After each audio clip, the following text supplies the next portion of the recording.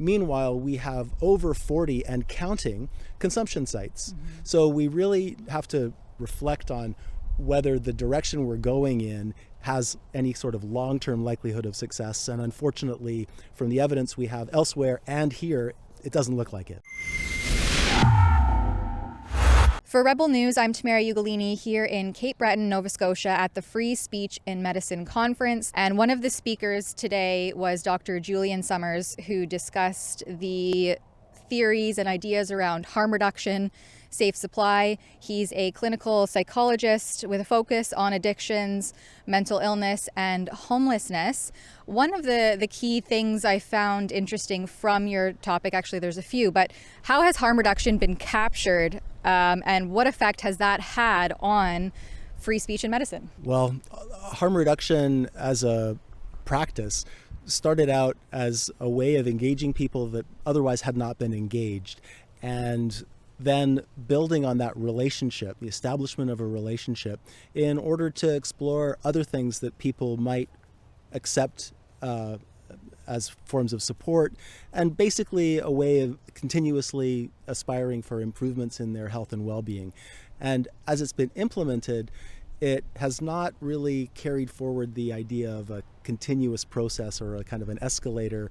It's instead become something that that determines success by retaining people and by other things like reducing rates of infection or rates of mortality, especially on site. But it has really lost sight of that opportunity to play a role advancing people into increasingly better positions of health and overall well-being. And that's really I think the main failing of harm reduction following its inception has been to lose sight of that opportunity for continuous progress. And I think that there's been a conflation with harm reduction and safe supply, that they're kind of innately the same or intertwined. But something that you spoke about here was the idea of community therapeutics, or a more social approach to harm reduction. Can you elaborate on that discovery, what you advocate for there? Consumption sites have played an important role, especially at the outset of their introduction, which was really during HIV/AIDS.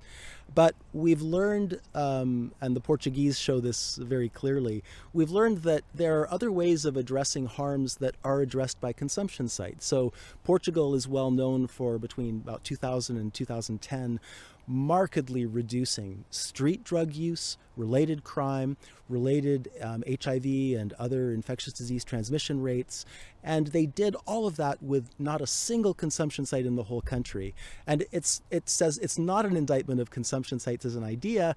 It's a recognition or an illustration that there are other ways of addressing the harms faced by people who would otherwise use consumption sites. And in particular, if we can provide them with decent places to live where they feel stable, or for some, it was therapeutic communities, and that was, I think, part of your question.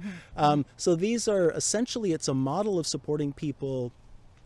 So if we start with our own death statistics in Canada, there are people who are overwhelmingly unemployed, fully unemployed, and they're young people. They're disproportionately young men. That should turn our attention to the fact that not only are they people who, for their long-term health, would likely benefit from assistance learning to live with in a different way in relation to drugs. I'm not talking about abstinence. I'm just talking about a much safer way of living with drugs if that's how they're going to live, but also with employment. And there is a well-established relationship between employment and protection from addiction or an advantage in overcoming harmful addictions. So therapeutic communities combine two things that would really be directly relevant to our problem. One is they provide places for people to live for between 1 and 2 years, usually, where they can develop daily habits that involve different practices than getting high all the time. And part of it also is they usually have some kind of vocational focus, so that by the time people are leaving the therapeutic community, they have not only some confidence in having learned new sort of habits of daily living, but they also have a kind of they have a vocational credential that is going to make them marketable in employment in whatever community they move into subsequent to their time at the therapeutic community.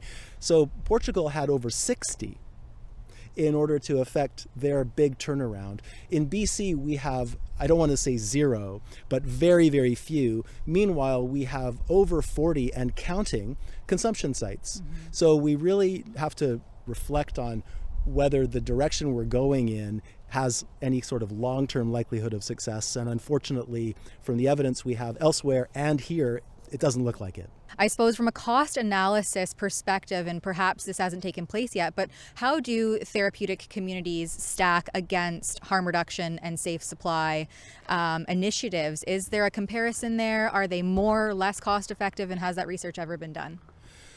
To the best of my knowledge, we do not have direct cost comparisons involving therapeutic communities and current usual care. But we do have cost comparisons involving what I described in the conference as a harm reduction housing or recovery-oriented housing and usual care, and they are about the same. Several studies, 3 now, done using separate methods, have shown that the cost of supporting people living homeless with addictions or other mental illnesses in BC each year is $55,000 per person, and they're not getting better. That is more than the cost per person of implementing recovery-oriented housing, with dramatic differences in terms of outcomes for people. In fact, it's about $37,000. It's not less overall because people continue to use other services, but it is about a wash. So we provided that costing analysis to the government as well. And this is not only a BC-based finding, but the cost offset and more or less cost equivalence between usual care and a dramatically improved outcome has been shown in a pan-Canadian context as well. Randomized controlled trials conducted in 5 Canadian cities, 5 Canadian regions. So the quality of evidence cost-wise is very, very robust. I believe that it would extrapolate to therapeutic communities as well. And then we have to take into account that there's a longer term here. The people that we're talking about are in their mid-30s. 82% of them from our cohort said they want to resume paid work. And so if we think about, okay, there's a 1 to 2 year cost of supporting people and mounting the therapeutic communities, but then there's the rest of life during which they not only become members of communities, they have lower medical costs and lower criminal justice costs, but they're also taxpayers. So if you wanted to take just a purely financial perspective on this, I believe the case is quite strong. Well, and also then they get to have their social determinants of health. So I suppose just in closing, can you touch on those social determinants of health and perhaps try to include in there anything that we may have missed or you'd like to touch on that we haven't already discussed? Thanks. Well, one of the things, and social determinants of health is a good framework, and it's useful, especially I think in the context of mental illness, including addiction, to keep in mind that medical care and specialized services are only one component of what we refer to as social determinants of health. We need to help people to have access to those expert services. So good quality treatment, and good quality is a critical part of it. We currently have an unregulated landscape of addiction treatment. We also have an unregulated and non-standardized environment of housing and support. So that needs to change. We need to be adopting standards that reflect the best quality evidence and matching people based on their needs to levels of care that are appropriate. Recognizing that there is a component to that is in the right now in Canada mostly in the not-for-profit sector, and it's not biomedical, and it's not highly specialized in a medical or a clinical sense, but it represents a key aspect of service that helps people successfully adjust to community settings. So that part of it, which was integral to the success in our randomized trials, is still a piece that is not getting adequate attention by political leaders and in community settings. And it's the people delivering care are the first to admit if you make a safe space for them to, that we could be helping people far more effectively if we were better resourced. The reason that's kind of a dirty secret, though, is that in order to successfully compete for their next contracts, their next bids, they have to often suck it up and not deliver best quality care, but deliver the best they can for this amount of money, which is unfortunately all too often very substandard.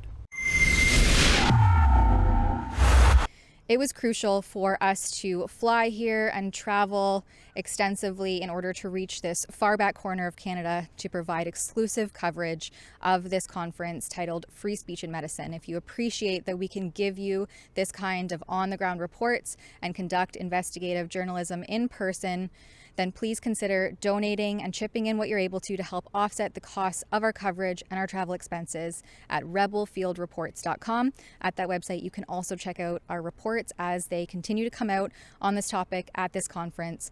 All of that and more at rebelfieldreports.com.